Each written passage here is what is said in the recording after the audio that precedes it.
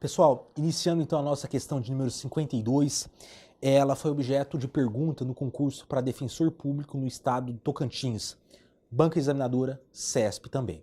Tudo bem, pessoal? Então vamos dar uma analisada na questão e aí nós teceremos as considerações pertinentes. Vamos lá.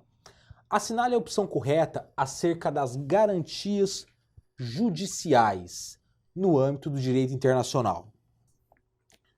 Letra A. A Convenção Americana sobre Direitos Humanos não reconhece o princípio do ne bis in idem. Pessoal, olha só. Essa alternativa é extremamente errônea, justamente porque o princípio da vedação ao bis in idem é uma das maiores garantias constitucionais do Estado Democrático de Direito. Então, todo Estado Democrático de Direito tem o princípio da vedação ao bis in idem.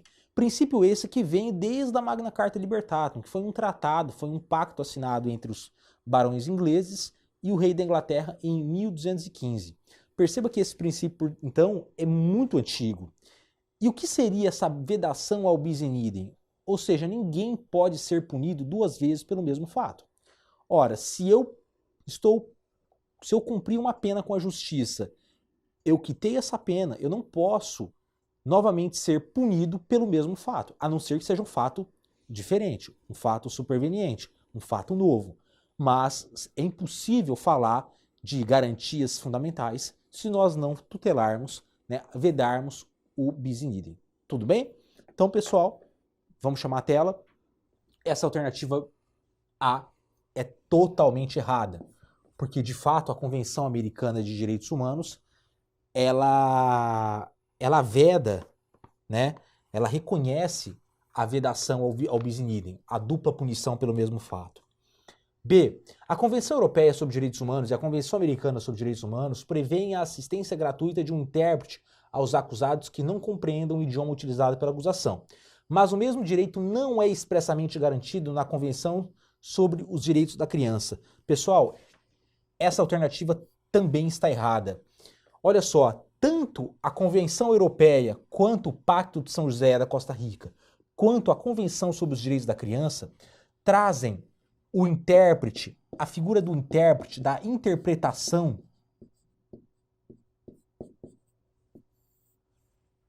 a figura do intérprete como um direito fundamental ao acesso à justiça. Ora, é impossível falar em acesso à justiça se nós não falarmos da existência de um intérprete nas situações, por exemplo, que o sujeito não é brasileiro, por exemplo, pratica um crime aqui no Brasil e ele não tem condições de se defender porque ele não conhece a língua. Portanto, a figura do intérprete é um desdobramento, é um instrumento para a efetivação do acesso à justiça e ao devido processo legal. Também, a Convenção sobre os Direitos da Criança prevê expressamente a existência de um intérprete. Tudo bem? Então, essa alternativa B está incorreta. Pessoal, vamos migrar para a alternativa D. A Convenção sobre a Eliminação de todas as formas de discriminação contra a mulher exige, de maneira genérica, a plena igualdade entre homens e mulheres, mas não contém cláusula específica sobre isonomia de gênero nas instâncias judiciais. Pessoal, essa afirmativa também está incorreta. Ora, a Convenção sobre a Eliminação de todas as formas de discriminação contra a mulher, ela não traz apenas fórmulas genéricas, mas ela traz também políticas públicas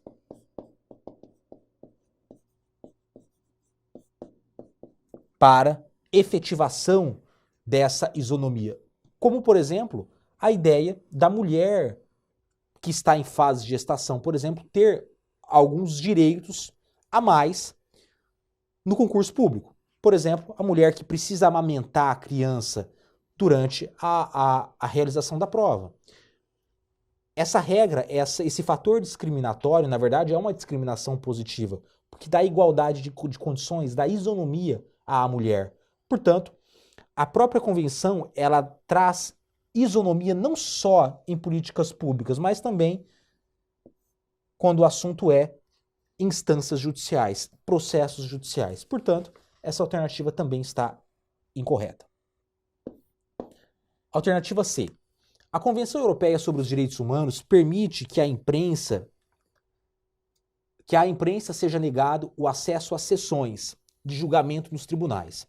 Embora exija que todos tenham direito a um julgamento justo, a Declaração Universal dos Direitos Humanos não reconhece o princípio da anterioridade da lei penal. Pessoal, essa alternativa, a alternativa C da questão 52 é a correta. Olha só, a informação, a liberdade de imprensa, quando o assunto é julgamento, ela é uma questão extremamente polêmica. A própria convenção, os tratados internacionais, a Declaração Universal dos Direitos Humanos, tantos outros diplomas legais, seja tratados ou legislações internas, regem e muitas vezes até vedam o acesso à imprensa nos julgamentos. Por exemplo, na Espanha existe a chamada figura da Sala Constitucional. O Supremo Tribunal Federal da Espanha, na verdade, é a Sala Constitucional. Na Colômbia também é assim. E o que se faz ali é o julgamento às portas fechadas, o julgamento que não é veiculado pela mídia. Aqui no Brasil, pessoal, nós temos a figura da TV Justiça, que transmite instantaneamente o julgamento. Na Espanha, por exemplo, os julgamentos não são televisionados. Portanto, fica a cabo de cada país e os tratados internacionais em nada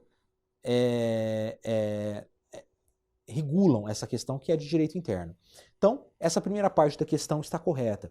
A segunda parte da questão, no tocante ao princípio da anterioridade da lei penal, de fato, a Declaração Universal ela se silenciou nesse sentido.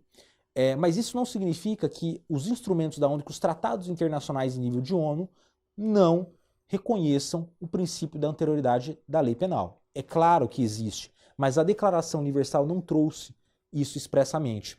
Tudo bem? Ela trouxe o princípio da legalidade, mas da anterioridade da lei penal não. Tudo bem? Então, a alternativa correta é a letra C.